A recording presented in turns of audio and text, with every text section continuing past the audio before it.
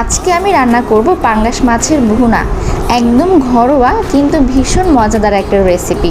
প্রথমেই পাঙ্গাস মাছগুলো ভালোভাবে ধুয়ে নিলাম, তারপর একটু লবণ দিয়ে এবং হলুদ মরিচ দিয়ে মেখে কিছুক্ষণ রেখে দিলাম।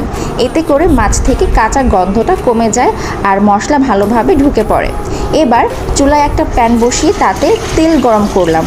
তেল গরম হয়ে এলে একে একে মাছগুলো দিয়ে ভেজে নিলাম লাইট গোল্ডেন ব্রাউন করে। আজ আমি আপনাদের সাথে এমন একটা ট্রিক্স শেয়ার করব যেটা রান্নায় বাটা মশলার একটা ঘ্রাণ দিবে। মাছ ভাজা হয়ে গেলে সেগুলো তুলে রাখলাম আলাদা একটা পাত্রে।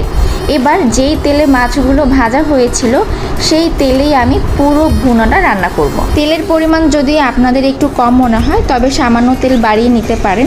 আমি নিজেও একটু এক্সট্রা তেল দিয়েছি। এবার তেলে দিলাম দুটো তেজপাতা, পেঁয়াজ কুচি আর কাঁচামরিচ। এগুলো একটু নরম হলে এখন দেব আদা রসুন বাটা। এখন একটু নেড়েচেড়ে মশলাটা কষিয়ে নিব যতক্ষণ না কাঁচা গন্ধটা চলে যায়। এখন আমি শেয়ার করব সেই ট্রিক্স যেটা মশলায় বাটা মশলার একটা আমেজ দিবে। রান্না শুরু করার আগেই আমি হলুদ, মরিচ, ধনিয়া আর জিরা এই সকল মশলাগুলো সরাসরি তেলে দিলে মাঝে মাঝে পুড়ে যায়, তাই আমি অল্প পানি দিয়ে এগুলো আগে থেকেই একটা পেস্ট বানিয়ে রেখেছিলাম। এতে মশলার একটা দারুণ বাটার মতো অ্যারোমেটিক টেক্সচার তৈরি হয়। মশলাটা ভালোভাবে কষে নিলাম যতক্ষণ না তেল ছেড়ে দেয়।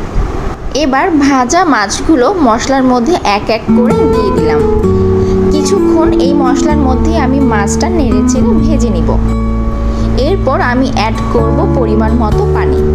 এবার নেড়ে চেড়ে ঢেকে রাখলাম 5 মিনিট। 5 মিনিট পর ঢাকনা খুলে আবার একটু নেড়ে চেড়ে দিলাম এবং মাছটা একটু উল্টে দিলাম যাতে দুই পাশটাতেই ভালোভাবে মশলাটা ঢুকে যায়। এবার অ্যাড করে দিলাম কাঁচামরিচ। এরপর আবার ঢেকে দিলাম 5 মিনিটের জন্য। রান্নাটা আমার অলমোস্ট কমপ্লিট হয়ে গেছে। শেষে সামান্য জিরা ছিটিয়ে নামিয়ে নিলাম চুলা থেকে।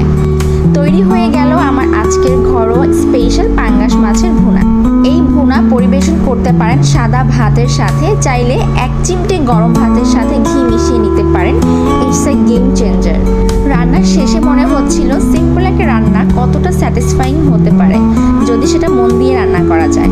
তোমরা ট্রাই করে দেখতে পারো এই রেসিপিটা। খাওয়ার পর জানিও কেমন লাগলো। আজকের মতো এখানেই বিদায় নিচ্ছি। আল্লাহ হাফেজ।